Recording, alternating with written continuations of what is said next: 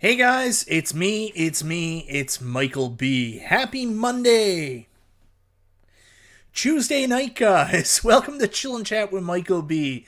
Tonight, I'm hoping to have a lot of fun with you guys. Very sorry about last night. I had to move this 300-pound pinball table, unfortunately, through my house, down a flight of stairs, to the basement where it's going to stay, and because of winter, I couldn't do it sensibly outside, so it had to go through my house, and it was an absolute friggin' nightmare, so I needed my brother's help, and God bless him, he was there. So I couldn't make last night, but tonight we're going to have so much fun because we get to talk about Arcade1Update Episode 3. Now, usually I do an individual video on these shows because I find there's a lot of information and a lot of fun stuff to talk about.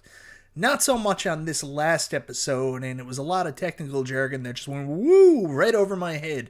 But anyways, I still wanted to give my thoughts on what happened on the show last night, and we'll discuss that tonight. On top of that, I've got some other news I want to discuss. There's some stuff coming up with New Wave toys that I'm pretty excited about.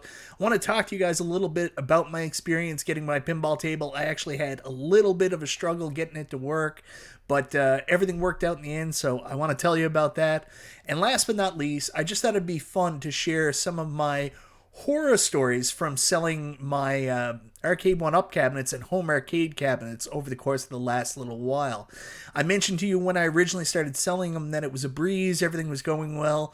Well, we've kind of hit the doldrums of that, and things haven't been going as good.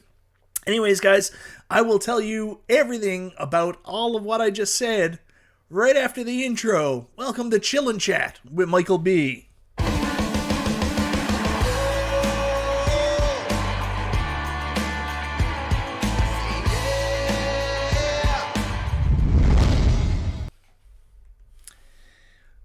Jeez, I hope I don't look too bright on camera, everybody. Hopefully this all looks good. Let me get the chat up here so I can say hello to a couple people, because I see the chat flying, and I want to make sure I catch you guys. So get over there.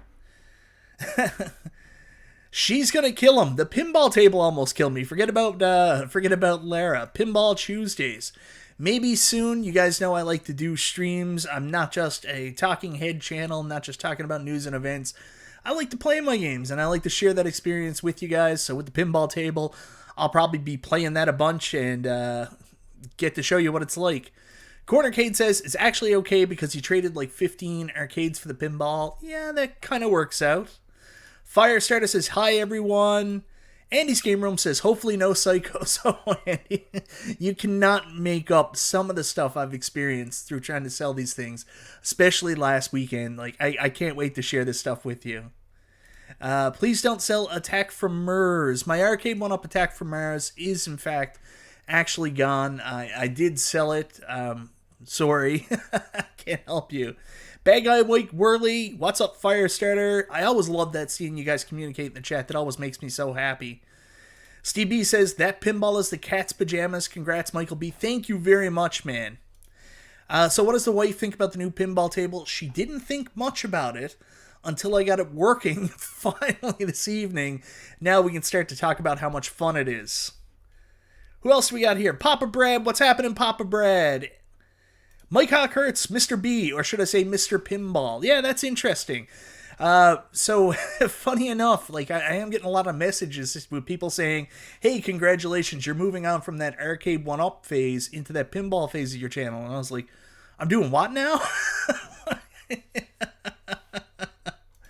Oh, we'll find other reasons for me to say MERS. Don't worry about it, Lincoln's Hawk. Sam, what's up, Mike B? What's up, Sam? All right, guys, so I get that off the screen right now. Oh, here we go. Hi, Mike, real pinball. So what else is there to achieve in the world of home gaming? I don't know, man. Like, I'm at a stage, Chris, where now it's not so much about quantity, which is easy to say because I just bought, like, a massive pinball table, but it's about quality, and I can be very honest about this. Like, sometimes having a lot of stuff is cool, and, like, you get to see everything around you, but you don't really get to excel at what stuff you have. So I'm going with a more consolidated like collection games and stuff too, and I want to really enjoy what I have, especially the arcade stuff. I mean, I've got all these amazing games that I want to get really good at, but like when you walk into the arcade and there's like 70 games to play, you're like, You kind of pick and choose at it each. I like, there's a part of my life that I miss from when I had my first like 5-6 Arcade1Ups, and I would just play Star Wars over and over and over again until I got better. Pac-Man over and over and over again until I got better. And I was missing that experience a little bit, so I am excited to have less and focus more on what I do have and enjoying that more and getting better at it. This may sound like bullshit, I don't know, but I did miss that, so there you go. Stringer Films, $2 super chat. Did you touch it in the back? I had to touch it everywhere, Stringer. I am telling you right now, I got an absolute education in pinball these past couple days, because like, I wasn't even sure if I was going to put the tilt bob in, because I was like, I don't really want to open up the play field. I'm a novice at this. But I might know just about as much as some operators know at this point about pinball, trying to get this goddamn thing working. P-Dubs, why is Godzilla not on the screen right now? Fail. That's a fair point. So, guys, why don't I share that with you? Best place to start, like P-Dubs says, and I agree, Crash Course, DeReal Medic says. That's exactly what it was. Holy shit. Obviously, it probably got moved around a lot in shipping, so when it got here, there were some loose connections, and just, Jesus Christ, trying to figure out what was wrong with it. Oh, my God. So, anyways, P-Dub said, Godzilla's not on screen. That's an automatic fail. So, I kind of agree with him. So, I'm going to share something with you guys now. Just ordered Lou Malnati's. Oh, you lucky duck. Oh. Oh, man, Chicago-style pizza. I don't know if this is a Canadian franchise, as if it is. When was it? Sunday night, I brought home pizza for the family, and we had Pizza Delight, which I don't know if it's a cross-Canada franchise or it's just in our region, but I brought home Pizza Delight, and like we had two 12-inch pizzas. I got one with Italian sausage, pepperoni, and hot peppers. My wife had pepperoni, bacon, pineapple. They're normal, and then we had delicious garlic fingers. Oh, what a night. What a friggin' night. Yeah, Cornercade, we had that in Chicago, and that was a life-changing experience. Glenn, the Glenn father's here. Good to see you, Glenn. All right, I'm just wasting time, so I want to share this with you guys. Right now, this is one of the happiest moments of my life, watching the poor guy from, what was it? Day & Ross is the shipping company that delivered it, bringing me my Godzilla Stern pinball. And I gotta say, he was pretty good with that pallet jack, man. Like, just watch the stuff he can do here, getting everything moving. Like, very, very, very impressive.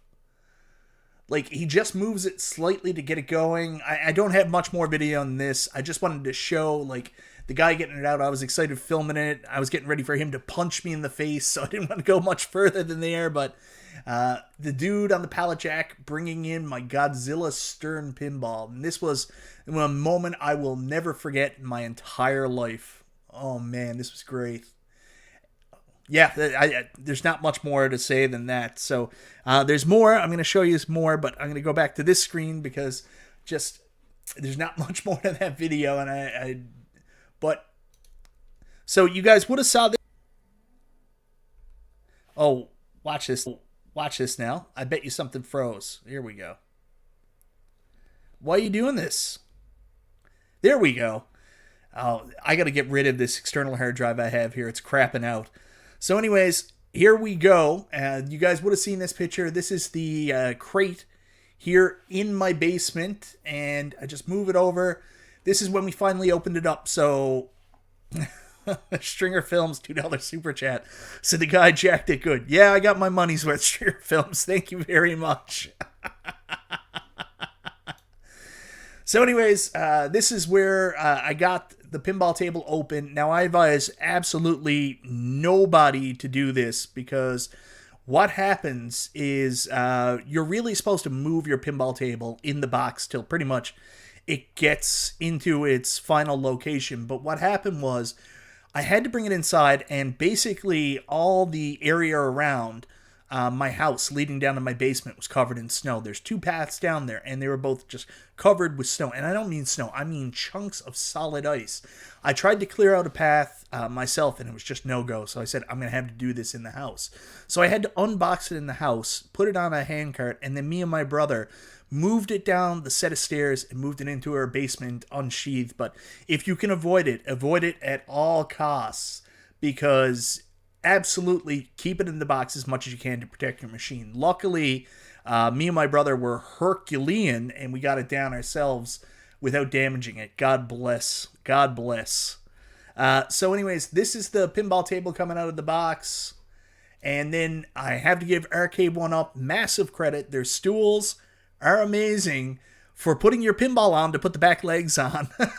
So I used my Arcade1Up Street Fighter 2 Legacy stool to put the back legs on. And then when I turned the machine on, unfortunately, I got this error, locating node boards. Nodes not found. And I got this error, node 1, 8, 9, 10 were out, which means that basically the coin door, start button were dead, the playfield was dead, and just wouldn't work at all. So I went back and forth, tried everything last night, couldn't get it to work, went back and forth with technical support today, and technical support were kind enough to get me up and running to try something. I had to mess around with this board here, which is node 0. I reseated these Cat5 cables so many times, but what I eventually had to do was do a full power cycle where take the power out of the back, but also take the power out of node board 1, and that got me to my next stop. I actually got the machine up and running for a split second before I got a new error, and it said 48V disabled, close coin door, or pull interlock switch. Both of which I did, and nothing worked. So I was like, this is just another weird glitch. And I was like, it's just going to be broken forever. I contacted customer support again, Stern Support, and they asked me to take a picture of the same board I just showed you, the power board, actually. And anyways, they didn't really give me an answer. They just asked to confirm that I had the right power board. So my brother came over, and I said, let's just go down, give it one quick shot to see if we can get it up and working. So I went down, I jiggled the cables to the main power board that they were asking me to check, shut everything down, turned it on, and ladies and gentlemen, boom! Godzilla was up and running. Godzilla Premium, finally. I was so happy that my brother was here when it happened too, because my brother and me slaved like dogs last night, and like he didn't have to do this. Good little dude. He helped me out, get it down in the basement, and I'm glad I got to enjoy my first game on the machine with him. We played a 3-player game by accident, and anyways, I beat him the first time. He smoked me the second time, so yeah, there we go. Anyways, we finally got it up and working, and I had an okay game today, probably my 4th or 5th game I played.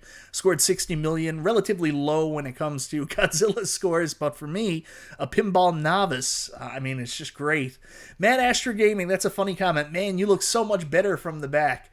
Yeah, someone wrote me that on Twitter as well, and I was like, yeah, that's my brother. I'm much fatter than him.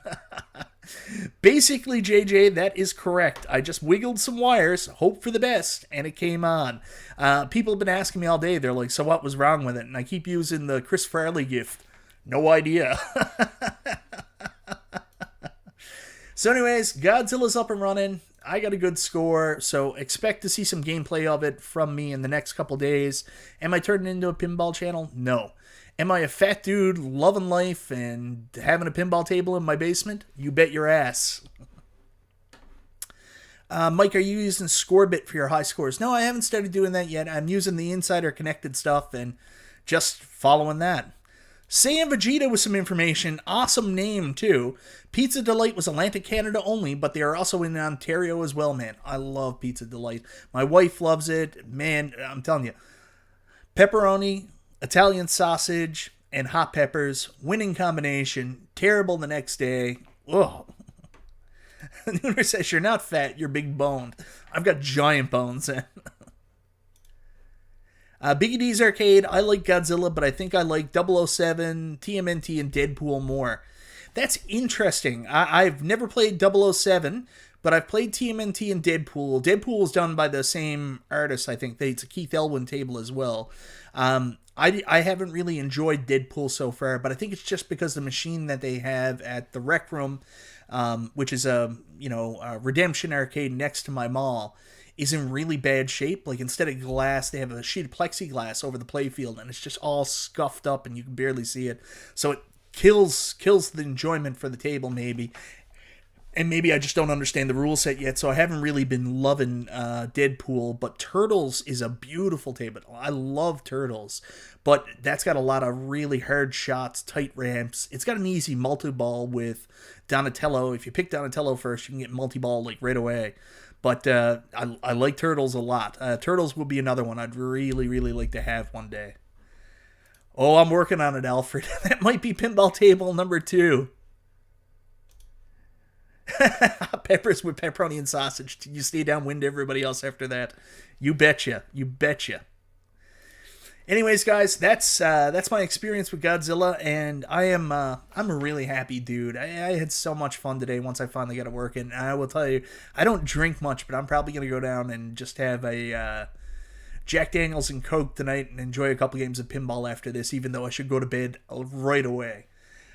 Anyways, moving on from Godzilla. Godzilla was awesome. Super happy with it. Glad to have it in my old game room that's becoming a game room once again now. But I want to go on to the main topic and talk about Arcade1Up Date.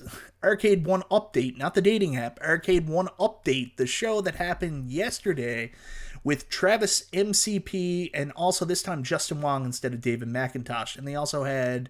what's his name? JWoww, I think he goes by, or whatever it was.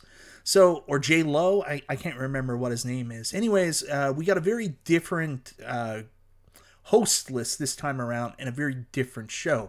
You guys know I usually cover Arcade1Update in an individual video. I've been doing these reaction videos because so far I found the first 2 videos really interesting, and it felt like we got a lot of information, a lot of useful information, not just for hardcore fans and people like me searching for information for YouTube videos, but it felt like there was a lot of value for each of those shows. Now, this show felt different, and I don't know if it was just the content and the information provided really didn't resonate with me or a lot of other people, or it was just the mix of the hosts. Like, Justin Wong sounds very knowledgeable. He knows what he's doing. Travis is an excellent host, but the show this time just seemed weird, and it might just be that I'm disconnected with some of the topics. So let's start where the show started. Just give me a second here, guys. So, what's his name? J Low, that's his name. So, here we have Arcade1Update with TravisMCP, J Wong, and J Low. Yesterday, they did the update. They started out by talking about the app, and anybody that downloaded the app that first day and was trying to add friends, you probably experienced a lot of the same issues I was experiencing with the app, where I was having so much trouble trying to add friends, do anything on the app. The app was just, pretty much kicking my ass. I couldn't do anything with it. I was like, yeah, the app is great when it works. Anyways, we got to day 2, or really day 3 after the announcement, and the app started working properly. So they kind of explained what transpired with that. One of the things was they weren't prepared for the influx of people downloading the app, and the app crashed, which is kind of really friggin' strange, because they currently have a contest on the go right now where they're trying to hit 25,000 downloads for the app and registered users. I think it was within the first 30 days. I can't remember the information exactly. So if you're ramping up and planning on getting 25,000 people in the first little while, wouldn't you make sure you have the capacity for that 25,000? So they mentioned kind of like a stretch goal is 25,000 by April 1st, was it? And they said we're already at 14,000. I don't know how apps work or how products like this work, but if you're only at 14,000 at this point, and we're only so many days away from April 1st, I got news for you guys. Like, I don't know if you're going to get there. I'm just being honest. So, yeah. I think we know that hardcore fan user base, if you go by some of the Facebook fan pages, you're looking at 30,000. So 25,000 is achievable. It's just, I have a hard time believing that anybody's a hardcore Arcade1Up fan that would actually utilize this app, didn't download it within the first couple of days or even the first week. So 14,000, seems like an interesting user base.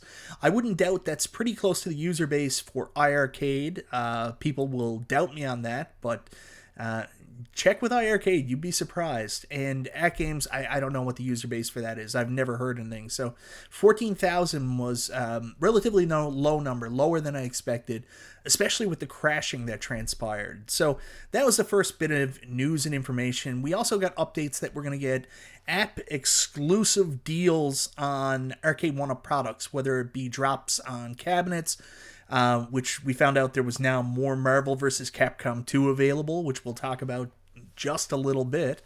But there was also some deals going on yesterday on Capcom products. The original Capcom Legacy was going to be like $150 off, and then I think it was either Yoga Flame or Shinko Hadouken was also going to be an additional $50 off.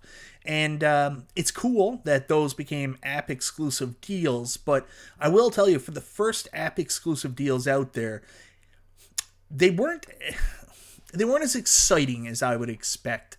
So, if you're going to have your first real app exclusive deal, you want something that's really going to grab people's attention, like where they're going to be able to say, Jesus Christ, I cannot not miss that sale. And that's not really what happened. It's like $50 off. I don't think so. So, I don't know what to say about that. Do I think that it's cool that they're offering sales exclusive to the app for people who downloaded the app? Yes. Am I being, what's the word Nostalgia uses all the time, especially when he worked for At Games? Are people being, I can't remember the term. I can't remember the term exactly. Yeah, Papa Brad, that's a good comment. The deals were not big blue for $150. They weren't blow your mind deals. They were just kind of like, hey, that's nice. And I can't remember the term exactly now, but when fans are, I don't know if it's privileged or, I don't know what you would call it. I can't remember the word off the top of my head. But anyways, it might seem like a kick in the nuts back to Arcade1Up. We're giving a deal, and then people are shitting on the deal. But compared to some of the other deals that have been out there, not that big a introductory deal. Thanks for offering it. Hopefully some people took up on it, because anytime you can get a couple bucks off helps when you're buying one of these cabs. But from a marketing perspective, if you want to make people excited about potential deals on the app, $150 off the original Capcom Legacy and then $50 off the newer cabs, that's not going to grab a lot of people. Real Medic says Fairweather fans. No, that's not the one. I can't remember. It's an I word. People are being I something, and I can't remember it off the top of my head. It's been a long couple of days, guys. My brain is kind of fried. There it is. Saved by Zero. It's not an I word. It's an E word. Entitled fans. That's the word I'm looking for. Nostalgia used that all the time when people were complaining about At Games deals. He was like, everybody's entitled. They feel entitled. Stringer Films, spoiled rotten. Yeah, Jason M with a good point. Shinko from Arcade1Up, $450 plus shipping. Walmart, $3.99 free shipping. MVC2 free shipping on Walmart beats Arcade1Up's price. Yeah, there we go. Hypercritical, maybe that's it too. I don't know. Paul Minderin says those deals weren't deals at all, to be honest. And see, that's the reaction you're going to get from some people. Some people are just critics. They're going to have that opinion anyways. But this is not a critical opinion. This is not me saying you guys are being shitty. This is just honestly from a strategic standpoint. If you want to get people excited about deals on your app, even if it's, not on like a cab that's current or something like that, do a doorbuster, because then word of mouth will spread. They'll be like, man, Did you hear about this Arcade1Up app? They had $200 big blues on the other day. People will download that shit like crazy, and then there will become a namesake for it. If you give somebody like, imagine the McDonald's app, you open it up and it was like 50 cents off fries. Who gives a shit? But if you open up the app and it says, hey guys, free McFlurry with any extra value meal, then people are like, that's not bad. So there you go. People are never happy, that's a fact. There you go.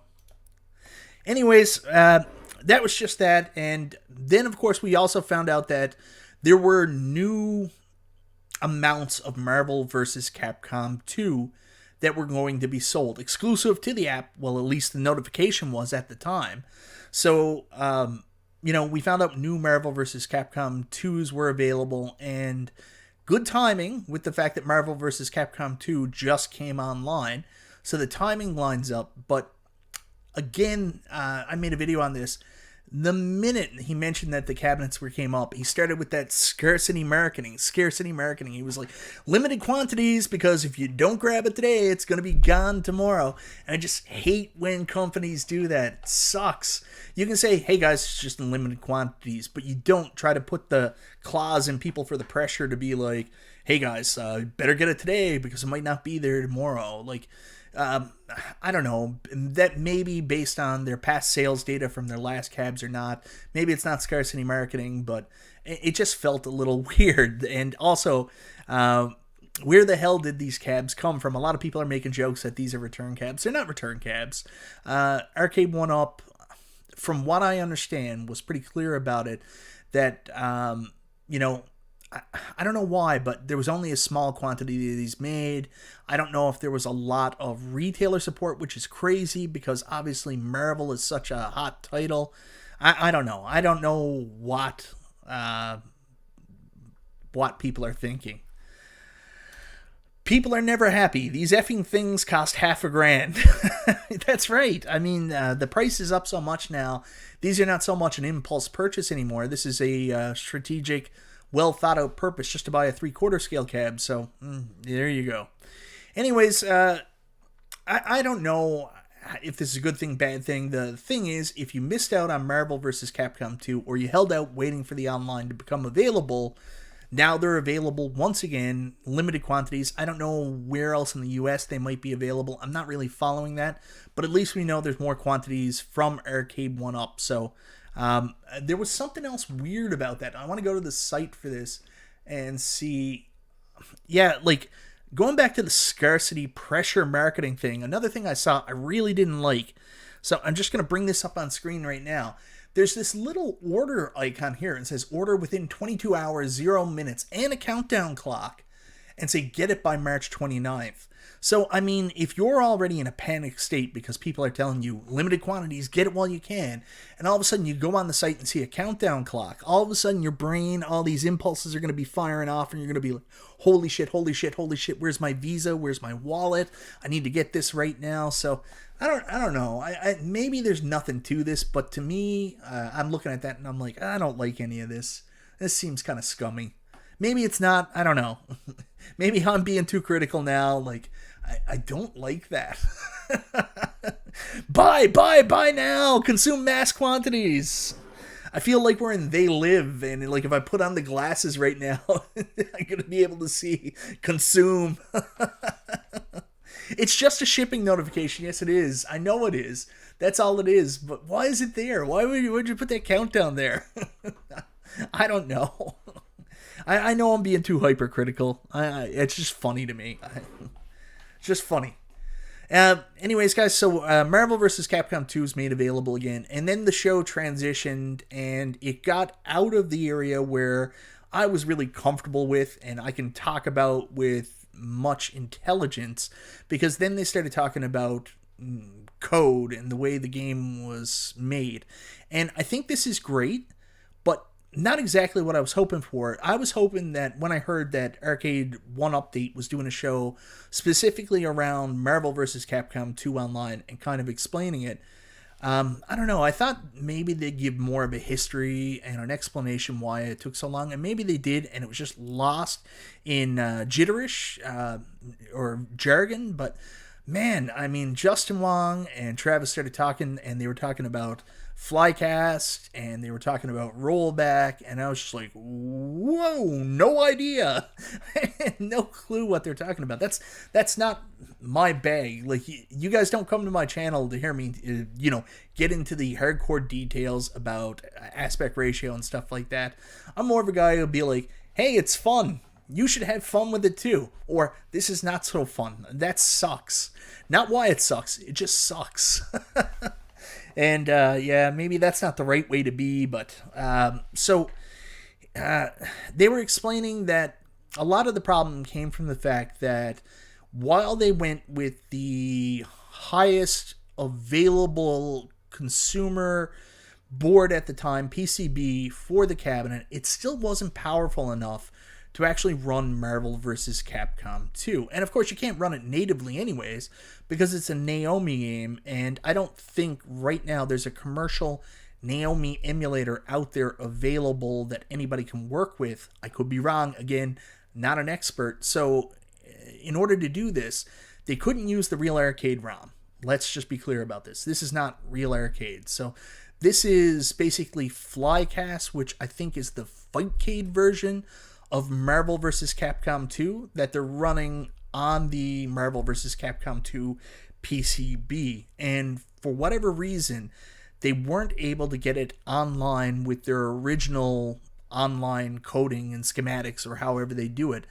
And usually with some of these games, they offer rollback. And then they kind of explain what rollback was. And rollback is kind of like predictive text, in the fact that I think that, or maybe I'm wrong on that, they guess the input delay and then they do it. They said that wasn't working on this, so they went with this other system without rollback that made the game more accurate, but also, depending on your ping ratio, depending on how far apart you were, it would also affect the quality of the gameplay. And that's the thing. I live off an island on the coast of Canada. I'm not close to anybody. Literally anybody. So unless someone is here on the island with me, are you telling me I'm not going to have a good experience with Marvel vs. Capcom 2 Online? Because that's kind of what I heard. I don't know. Maybe the Ethernet option would have been better. I don't even know if there's an Ethernet port on the machine. I don't have the machine anymore, so yeah. We're going to talk about New Wave Toys in a second, Papa Brad. I'm excited about something there. Yeah, Andy's Game Room, I was lost on the rollback thing too. Like, I started just kind of like going off there. I was like, what the hell are they talking about? It's all unclear to me. What I got out of it in very plain speak was board bad, rollback bad, flycast good, this method good, you got to be close. That basically sums it up. So they did go over that, and they went over the challenges with what they were working with. And Justin Wong gave, if you guys are really into Marvel vs. Capcom 2 and you're following it and you know about this stuff, you probably got a lot more value out of the stream than I did. But for a general Arcade1Up consumer that really already sold my Marvel vs. Capcom 2, I was interested to find out about the journey and why it took so long. I don't know if the destination was enjoyable. Like, I was kind of listening to it and I was like, all right, Frodo, get to the friggin' mountain already. Like, I don't know. It's just the journey. The journey wasn't really worth the end result. I don't know how to say it better than that. Anyways, rollback's good, Distant Earth says. Rollback good. I didn't mean rollback's bad. I meant rollback's bad on the cab. That's why they had to use a different system. So, So, reading this, and I didn't catch him, a Garage Gamer made a joke, and it just caught me off guard, and I was like, New Wave had bad quality. I never heard that.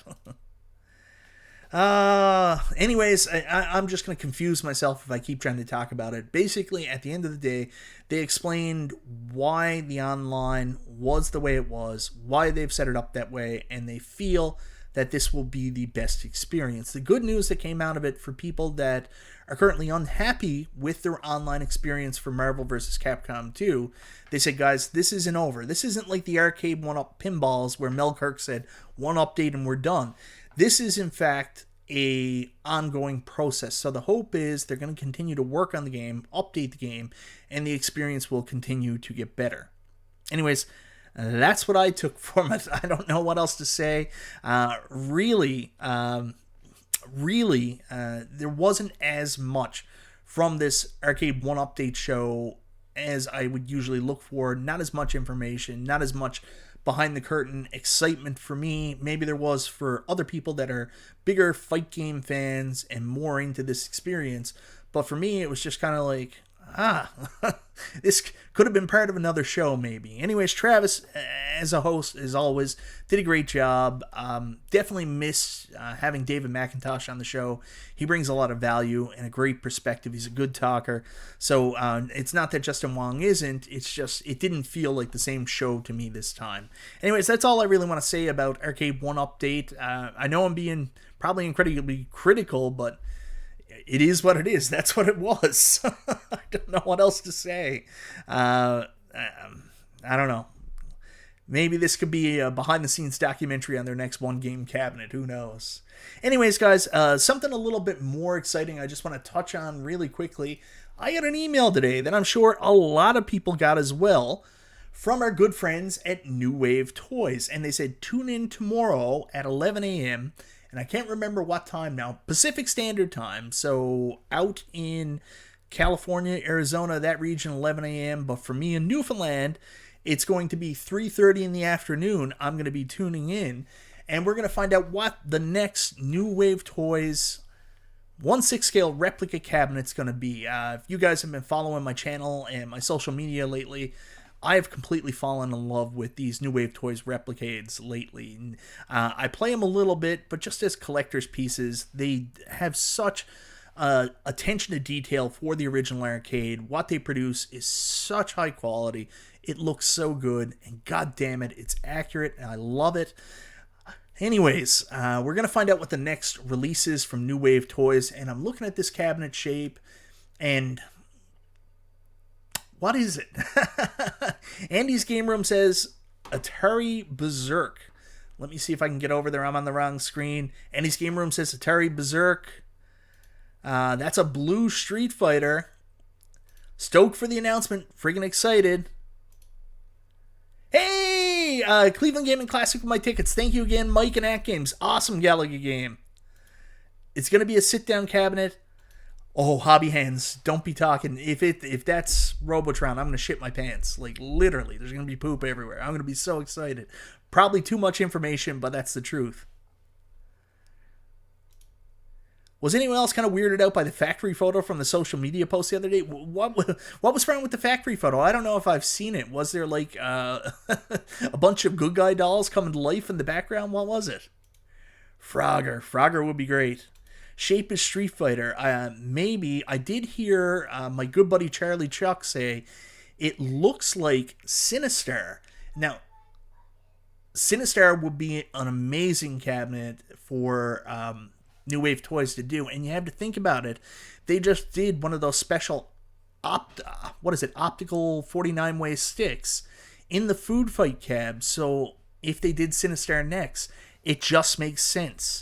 If it's Robotron, again, I'm going to lose my mind. Kongza Russ is here. He knows it. Hashtag poop everywhere. It's going to be all over the place. I'm going to lose my shit. Someone releases an arcade-accurate Robotron. That's a day one buy for me. I don't care. That's going to happen. Where is it? Poop everywhere. Make a t-shirt. Yeah. Robotron and then poop everywhere. Maybe. Kongzarel says, the most made-in-China picture I've ever seen. I actually love seeing the factory behind-the-scenes pic. Crazy Climber. Can you imagine trying to play that on one of these? Again, like, it is really tiny. I've been working on my Dragon's Lair Replicate review for the last couple weeks, and I apologize, guys. Life has been absolutely kicking my ass. I'm determined to get it done this week, and when I put it out, like, you'll see, like, it's so awesome, but at the same time, I'm recording gameplay, and, like, my fat fingers are grabbing the thing, and I'm pressing the button, so, like, it works, it's awesome, but, like, it is really small, so I think Crazy Climber, it's like, is that how you milk 'em, Greg?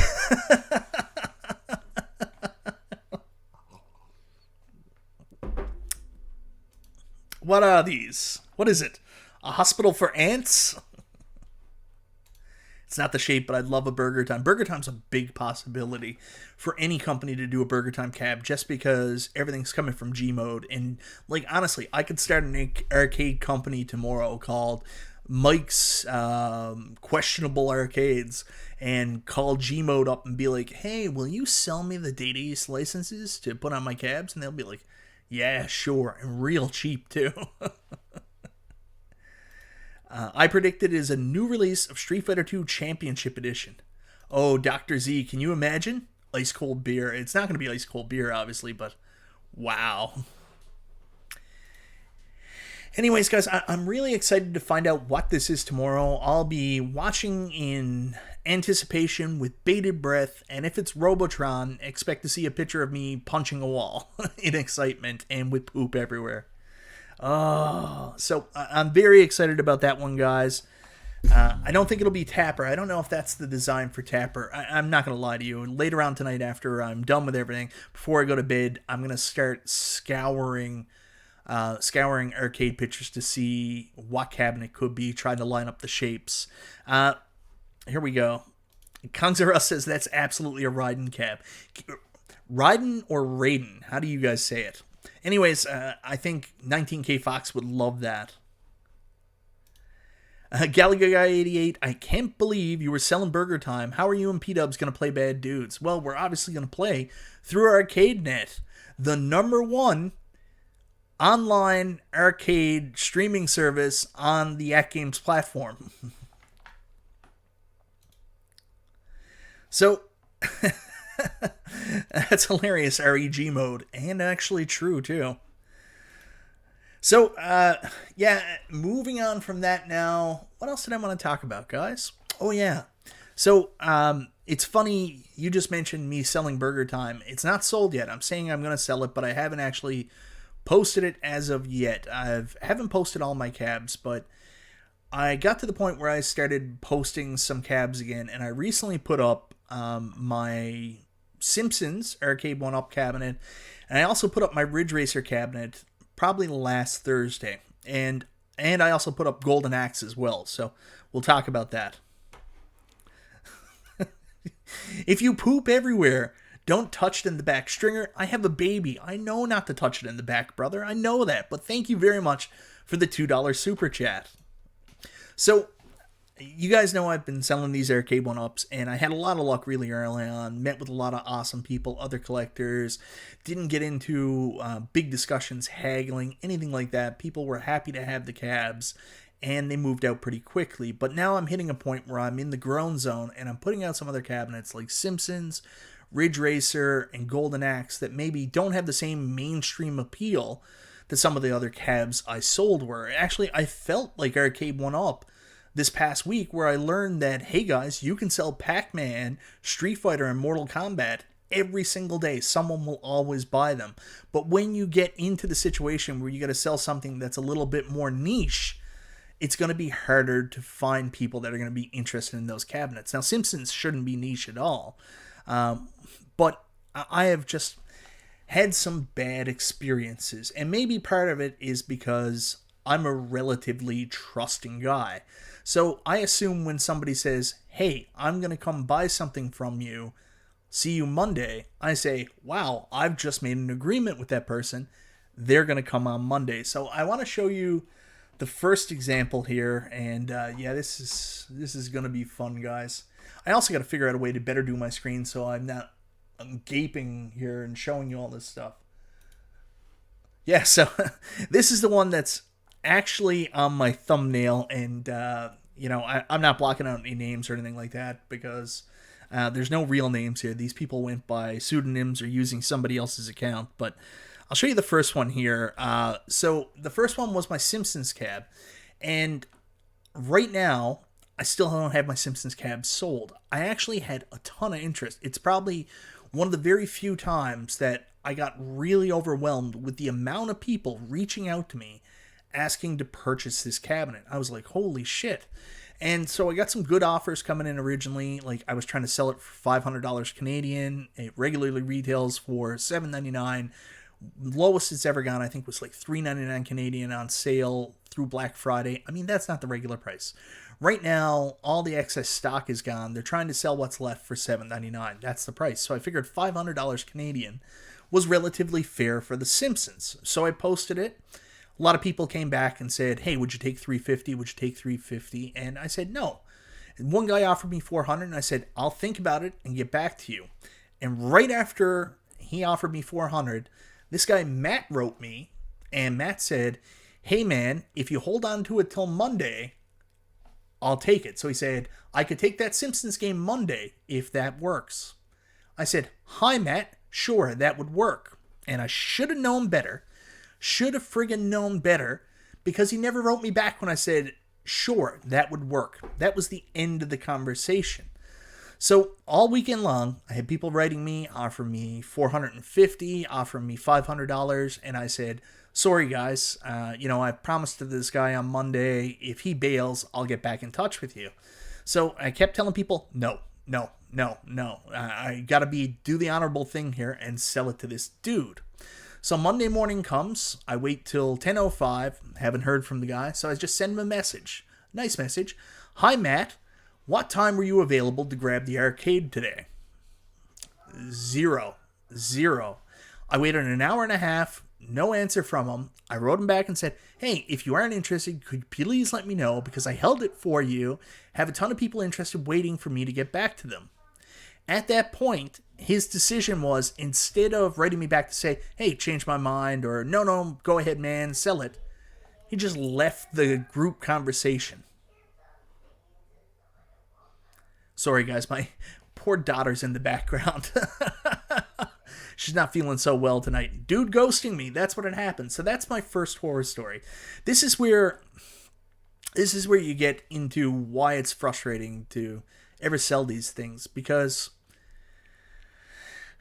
they're not cheap. A lot of people come to you and expect you to sell them for nothing, which we'll get into in my next conversation. Kongs Ever Us, I'm going to fake message Mike to buy his cab so he can public shame me. I am. I'm a public shamer. I dox everybody. Next up is Fox. I'm going to give you his personal information, where he works, where his home address is. Yeah, people go silent. So anyways, and it's not that big a deal. I don't even care that happened. But the end result was I had probably 150 people write me about this cabinet asking to buy it. So then I went back and started messaging people being like, hey, the guy passed. Are you still interested? And for some reason now, nobody wants the cabinet. I had someone write me this morning and be like, hey, I'll take that Simpsons off your hands for $400. And I said, sure, that works for me. They never wrote me back either. So now, because I held this and because I was a nice guy and gave someone the chance, now I'm having trouble selling my Simpsons cabinet, I guess. So I'm also the kind of person, like, I'm not exactly into the whole buyer's market thing. Like, if someone writes me and they're like, you're having trouble selling that, I'll offer you $300. I'll be like, no. I'll just hang on to it because I'm not going to sell it unless I get what I'm worth. So I'll just keep it. Live and learn, man. They weren't serious. Well, I mean, you can't... The way this works is, on any marketplace and stuff like that, like, sure, if you come to the house and you're like, oh, this isn't what I expected it was, or something like that, I'll be fine. But once you make an offer and there's agreement, I mean, I don't know what to say there. That's the way it always works. On the other end, if this guy said, would you sell it to me for $450? And then I said, yes. And then he wrote me back and said, I'm ready to come pick up the cab. And I said, sorry, someone else offered me $500 and I just sold it. I'd be all over Buyer Beware Newfoundland talking about how I'm a shitty seller and I don't hold up agreements. It's one of the weird things. Yeah. So anyways, that was that. So then I get into another situation where, again, the same thing. Guy writes me, and he gives indication, I'm going to buy your Ridge Racer. Can I come pick it up on Friday? And I was like, yes, man, absolutely. You want Ridge Racer, you can come get it. Assuming, because we had the conversation that he wanted Ridge Racer, he saw the listed price, and he was going to pick it up for said listed price. So Friday comes and goes. I write the guy and I said, hey, were you planning on coming to get that Ridge Racer? And he's like, I'm not going to be able to make it this afternoon. Maybe I'll come tomorrow. And I was like, good enough. I'll message you tomorrow. The whole time telling people, no, Ridge Racer's not for sale. Contact him on Saturday, and he's like, well, I got my daughter's basketball game. I don't think I'm going to be able to make it. We'll arrange sometime tomorrow. And I'm like, sure. I wait another day. Sunday comes. He goes, yeah, I can make it at 2 o'clock. And like, I'm running around doing errands. I'm like, I've been trying to get this guy on hold for 2 days now. I've got to figure out how to make it work. I rush home, get everything ready, bring him down to my arcade. He comes down and looks at it, and he's like, yeah, I let him play it. And I'm like, yeah, so what do you think? And he's like, I'm interested. And I was like, okay. Then he turns to me and says, you know, I usually buy these for $300. And I was like, yeah, well, this one's $550. I was like, I don't care what you buy them for. That's not what I'm charging. So he tells me he usually buys them for $300. And he goes, that best price you can do on it? I was like, come on, man. Like, you told me to hold it for you, that you'd be here this day. I was like, I don't know, man. I could do $500. I'll take $50 off. So he's there looking around, and he's like, Then he starts looking around my arcade. And instead of like looking at other arcades and stuff like that, he's like, oh, you got some neon signs and stuff like that. How much you want for that? And I was like, I don't know, man. I had to look up what they were worth. I don't know if I'm going to get rid of them. So then he starts looking around again, and he goes, sees over there. I had a sign there. We used to have a gentleman's club here. For those of you that aren't familiar with Gentleman Club, strip club here called the Cotton Club. It still exists, but it's under different ownerships. And when I was a younger man, I worked at our local sports stadium, which was not the Mile 1 Center we have now, but Memorial Stadium. And I worked there during its last year in operation. So I worked as, I don't know what you call it, like guest services. Like I was the head of the suites. I would go around, deal with all the people in the box suites and make sure they were having a good time, get them what they needed. If they wanted a case of beer, wine, I would bring that up to them. So I got an opportunity to come in and actually basically destroy the stadium, break apart like all the food booths and stuff like that. And there was this Cotton Club sign there for the Gentleman's Club. So I said, are you guys just throwing that out? And they were like, yeah. So I took it. So I had this awesome Cotton Club sign there that I've never put up in my arcade. I've never really known what to do with it. He sees that. Again, asked me how much for it. And I was like, I don't know, man. Tell you what, if you buy Ridge Racer, I'll throw in the Cotton Club sign. You can just have it. So anyways, he goes, well, I'm interested. He wants to go home and talk to my daughter there now. And I was like, okay, good enough. So that night, I never got a message back from him. Nothing at all. And I was like, I guess he didn't want it. And that's irritating enough. He writes me back the next day and goes, listen, sorry I didn't write you back last night, but I think I'm going to pass on that Ridge Racer. And I was like, oh, here we go. Then he goes, how much you want for them signs, though? And I was like, I don't really know. I don't think I'm going to sell them at this time. He goes, I'll give you $75 for them each. One, and he was talking about my LED like lights, LED neon signs. Now, anybody who's actually bought like a real neon sign, do you know how much they cost? Like, I have a Sam Adams neon sign. It costs about $500. It's real glass neon.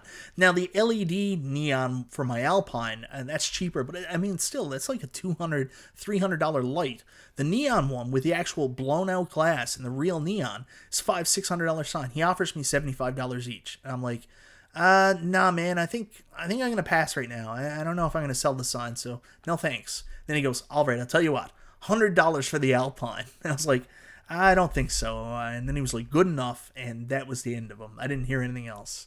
So it went from him guaranteeing he was going to buy my Ridge Racer cab to I'm interested to I don't want it, now sell me your signs for dirt cheap. So there you go.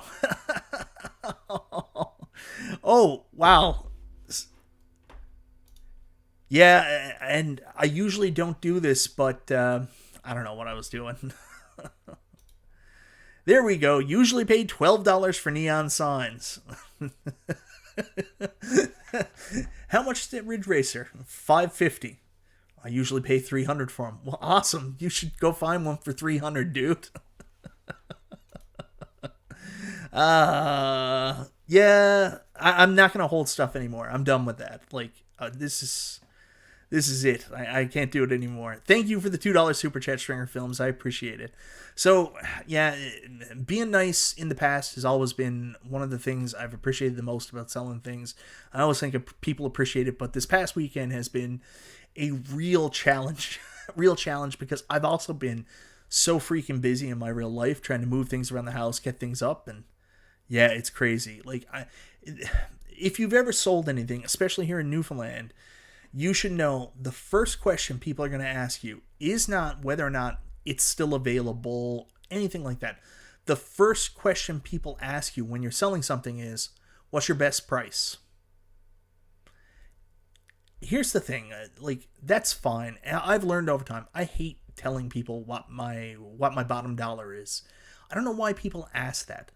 If you do not like the price that's posted, make me an offer. And when I tell people, I'm like, you know what, man? I'm flexible, because I always am flexible. Like, I'm not trying to run a business here. I'm just trying to move some of these arcades out. And I will give you a deal as long as you're reasonable. If you say, hey, man, how about $50 off? How about $100 off? Usually I'll consider it and say, yes, that's reasonable. Oh yeah, I usually chain people up down here, so $2 super chat. Stringer's got the right idea. I think that's what I gotta start doing. I gotta do the pawn shop basement from Pulp Fiction. That's how I gotta get my respect. Anyways, I hate that. What's the bottom price? And that's kind of where things have been going with most people. They always say, what's the bottom price? I'm at the point right now where people are just asking me, offering me fair value and then never talking to me again. I will give you $400 for The Simpsons. I'm like, that's a fair offer. I don't mind knocking 20% off. Really reasonable. It's all about, getting these machines out in people's homes for people to enjoy them while I get a reasonable portion of my money back. That's all I'm trying to do. It's just Jesus Christ. Sorry for saying that. I don't know what to say. It's just funny. So that's been my experience, and I don't know. I don't know at this point. I'm at a point where I'm a little bit frustrated trying to sell these two cabs. So now I'm going to tell you about my Golden Axe cab and how this happened. So my Golden Axe cab was up for sale, and I was getting a lot of lowball offers. Like, people writing me in the, I posted it $500. I didn't really want to sell Golden Axe, but I'd be fine to sell it if I got a reasonable amount. I don't have room for it, and I want to see it to go to somebody's home. So a couple people wrote me, and they were like, I want to make you an offer, $320. So it went from $500 down to $320, and I said, I think I'll pass on that one. Not even coming back and saying, what's your best price, or, counter offer, or anything like that. They were just like, good enough. $320 was as much as I was willing to go. A lot of people offered me like $350.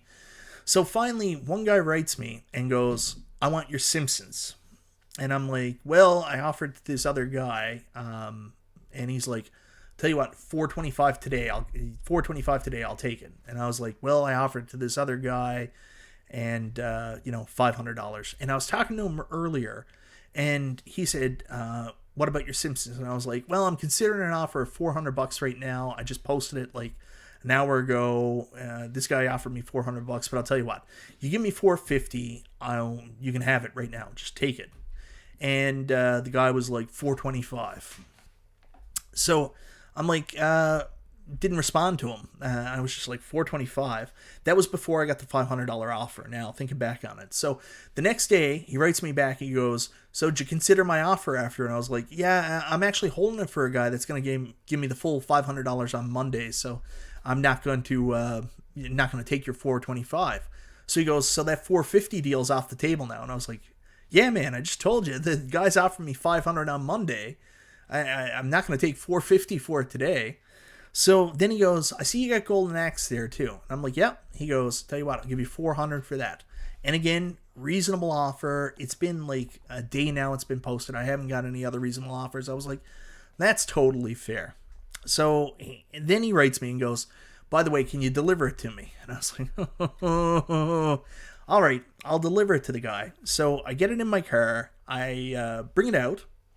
And all of a sudden, I get to the house and I'm like, I know this guy. I think I've sold him something before.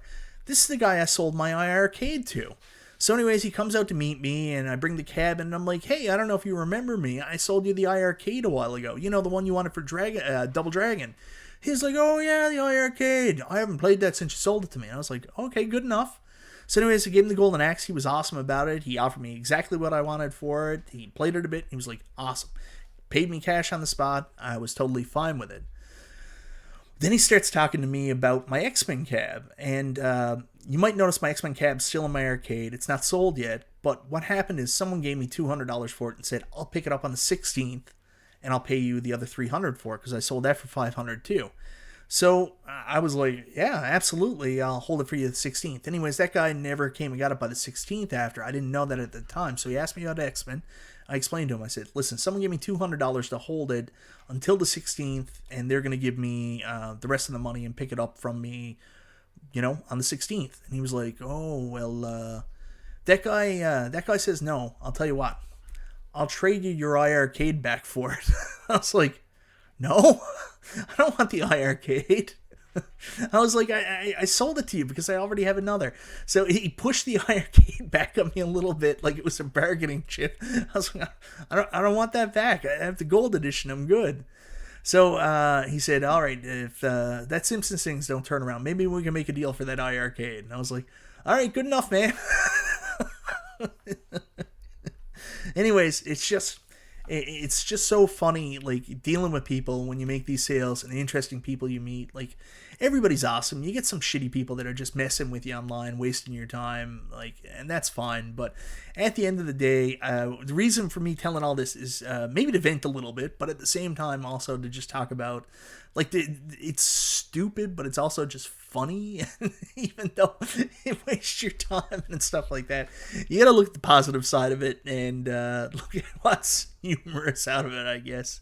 So for the last little while, I've been not having as much luck as I initially did selling my cabs, and I just met some really interesting people that have some very interesting bargaining tactics.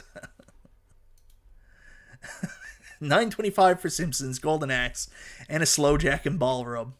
Man, that's a deal. Stringer, I think I owe you a cab by this point with all the super chats you've given me over the years. What one do you want?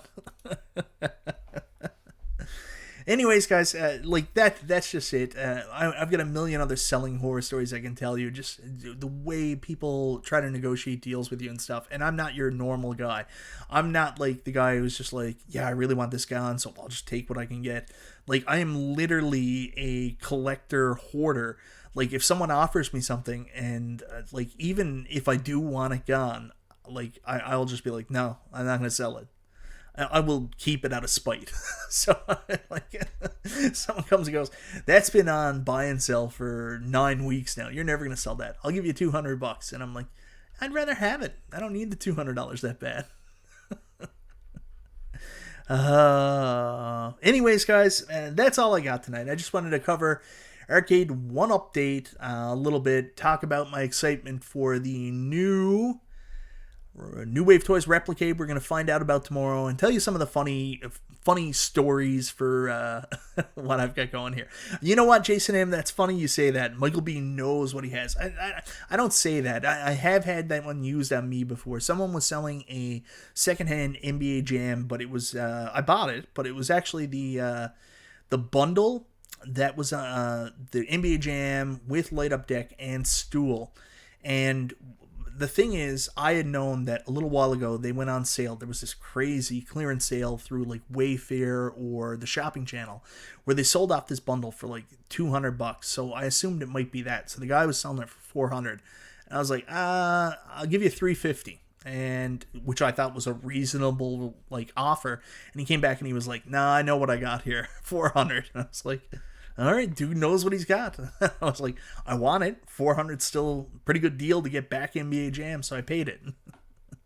Anyways, what does Stringer Film say? I just keep sending them videos of me destroying it.